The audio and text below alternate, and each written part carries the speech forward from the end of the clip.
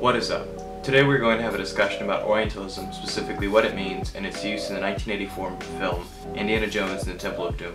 While Indiana Jones and the Temple of Doom is far from the only film that contains elements of Orientalism, it is rife with examples and will serve the purposes of our discussion well. Now first things first, what exactly is Orientalism?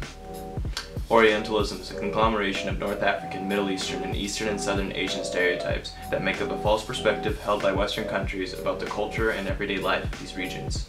This perspective characterizes the Orient as magical, sexual, hedonistic, and barbaric.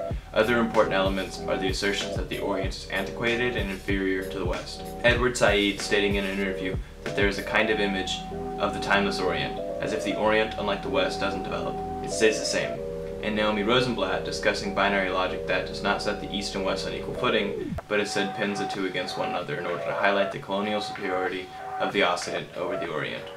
Indiana Jones and the Temple of Doom displays these ideas immediately in the opening of the film, first with a dance sequence that associates traditional Asian garb such as sage hats and folding fans with hedonistic and sexual ideas. Additionally, in the scene, the Chinese gang is depicted as violent and dishonest, highlighting Western ideas of barbarism in the East.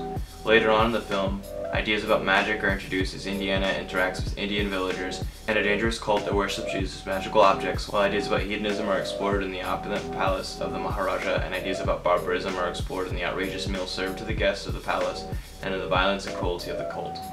Lastly, elements of antiquation and inferiority are explored in one of the final scenes when the cult, wielding bow and arrows and dressed in traditional garb, are fought off by the British Indian Army, who wield more advanced rifles that ultimately overpower the cult.